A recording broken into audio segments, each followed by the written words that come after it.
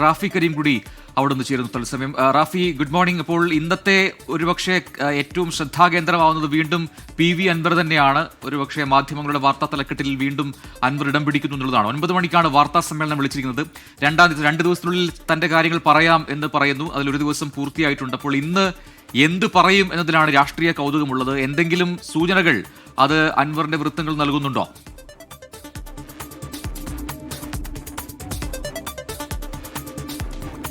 Good morning. തീർച്ചയായും അൻവർ ഈ തെരഞ്ഞെടുപ്പ് പ്രഖ്യാപിച്ചത് മുതൽ UDF-ന്റെ സ്ഥാനാർത്ഥി പ്രഖ്യാപനം വരെ നടന്ന ഒരു ഇടവേളയിൽ മുന്നോട്ട് വച്ച ആവശ്യങ്ങളും നിബന്ധനകളും അത് അതേപടി തന്നെ നിലനിൽക്കുന്ന ഒരു സാഹചര്യമാണ് UDF-ന്റെ സ്ഥാനാർത്ഥി പ്രഖ്യാപനത്തിന് ശേഷവും കാണുന്നത്. കാരണം ഇന്നലെ VD സതീശൻ അൻവറുമായി ബന്ധപ്പെട്ട ചോദ്യങ്ങൾക്ക് നൽകിയ മറുപടി, ആദ്യം അൻവർ തീരുമാനം പറയട്ടെ, അതിനുശേഷം UDF-ന്റെ തീരുമാനം എന്നുള്ള മറുപടിയാണ് VD സതീശൻ നൽകിയത്. എന്നാൽ ഇന്നലെ വരെ VD സതീശൻ ഈ മറുപടി നൽകുന്നത് വരെയുള്ള കാര്യങ്ങൾ ഈ നിലയിലായിരുന്നില്ല. UDF-ന്റെ ഭാഗമാകും അൻവർ എന്നുള്ളത് തന്നെയായിരുന്നു. അതും അൻവർ മുന്നോട്ട് വച്ച നിബന്ധനകൾ അത് ചിലത് പാലിച്ചുകൊണ്ട് തന്നെയായിരിക്കും അത്തരമൊരു നീക്കം നടക്കുക എന്നുള്ള പ്രതീക്ഷയും അൻവർ വിഭാഗത്തിനും അൻവറിനും തന്നെ ഉണ്ടായിരുന്നു എന്ന് വേണം കരുതാൻ. കാരണം പ്രതികരണങ്ങൾ ആ നിലയിലായിരുന്നു. എന്നാൽ ആരാടൻ ഷൗക്കത്തിന്റെ സ്ഥാനാർത്ഥിത്വത്തിന് ശേഷം അൻവർ നടത്തിയ ചില കടന്ന പ്രയോഗങ്ങൾ, ചില ആരോപണങ്ങൾ അത് തന്നെയാണ് UDF നേതൃത്വത്തെ ഇപ്പോൾ ചൊടിപ്പിച്ചിരിക്കുന്നത് എന്ന് വേണം കരുതാൻ. കാരണം ആ നിലയിൽ ആര്യാടൻ ഷൗക്കത്ത് എന്ന സ്ഥാനാർത്ഥിക്ക് പ്രചരണത്തിലും മറ്റു ബുദ്ധിമുട്ടുണ്ടാകുന്ന നിലയിലുള്ള ഒരു ആരോപണമായിരുന്നു അൻവറിന്റെ ഭാഗത്തുണ്ടായിരുന്നത്.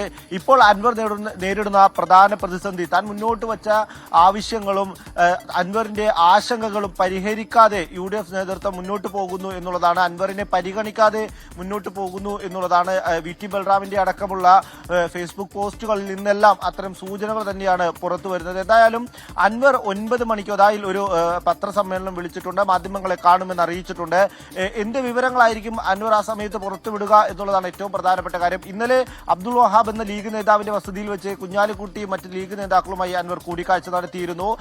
ആ കൂടിക്കാഴ്ചയ്ക്ക് ശേഷം അൻവർ മാധ്യമങ്ങളോട് സംസാരിച്ചപ്പോൾ അൻവർ പറഞ്ഞത് ഏതെങ്കിലും തരത്തിലുള്ള തീരുമാനങ്ങളായിട്ടില്ല, ഇപ്പോഴും ചർച്ചകൾ നടക്കുകയാണ്, ലീഗ് ഈ ചർച്ചകൾക്ക് മധ്യസ്ഥത വഹിക്കും എന്നുള്ളതായിരുന്നു. എന്നാൽ ലീഗ് നേതൃത്വം മധ്യസ്ഥ ശ്രമങ്ങൾ നടത്തുന്നുണ്ടെങ്കിൽ പോലും അത് ഔദ്യോഗികമായി സ്ഥിരീകരിക്കുകയോ അല്ലെങ്കിൽ അൻവറിന് വേണ്ടി കോൺഗ്രസിനോട് സംസാരിക്കുകയോ ഒന്നും ചെയ്യുന്നില്ല എന്നുള്ളതാണ് ലീഗിൽ നിന്നുള്ള വൃത്തങ്ങൾ പറയുന്ന വിവരങ്ങൾ. എന്നാൽ അൻവർ ലീഗ് മധ്യസ്ഥ വഹിക്കും, തന്റെ ആവശ്യങ്ങൾ ലീഗ് കോൺഗ്രസിനോട് പറയും, ആശങ്കകൾ ലീഗ് പരിഹരിക്കും എന്നുള്ള നിലപാടാണ് അൻവറിന്റെ ഭാഗത്തുണ്ടായത്. ഒരു ദിവസവും കൂടി ബാക്കിയുണ്ട് തീരുമാനം പ്രഖ്യാപിക്കാൻ എന്നുള്ളതാണ് അൻവർ പറയുന്നത്. എന്നാൽ തൃണമൂൽ ഇന്നലെ അല്പം കടത്തി തന്നെ കാര്യങ്ങൾ പറഞ്ഞിരുന്നു. തൃണമൂലിന്റെ മണ്ഡലം പ്രസിഡന്റ് സുഗു ഇന്നലെ പറഞ്ഞത് ഒറ്റയ്ക്ക് മത്സരിക്കാൻ തയ്യാറാണ്, തൃണമൂലിന്റെ സ്ഥാനാർത്ഥി ഉണ്ടാകും, അൻവർ തന്നെ സ്ഥാനാർത്ഥിയാകണമെന്നാണ് പ്രവർത്തകർക്കിടയിലെ വികാരം എന്നുള്ളതാണ്. എങ്ങനെയെങ്കിൽ ഇനി വരുന്ന ദിവസങ്ങൾ, ഇനി വരുന്ന മണിക്കൂറുകൾ അൻവർ മാധ്യമങ്ങളോട് പറയുന്നത്, തീർച്ചയായും അൻവർ പറയുന്നത് എന്താണെന്നുള്ളത് ഏറെ നിർണായകമാണ്. പ്രത്യേകിച്ച് UDF-നെ സംബന്ധിച്ചും LDF-നെ സംബന്ധിച്ചും അൻവർ തന്നെ ഒറ്റയ്ക്ക് മത്സരിക്കുമോ എന്നുള്ള കാര്യത്തിലും ഒരു തീരുമാനം ഇന്നുണ്ടാകും. അൻവർ അത് വെളിപ്പെടുത്തും എന്നാണ് നമ്മൾ പ്രതീക്ഷിക്കുന്നത്. ഇന്ന് രാവിലെ 9 മണിക്കാണ് മാധ്യമങ്ങളെ കാണാമെന്ന് അൻവർ പറഞ്ഞിരിക്കുന്നത്.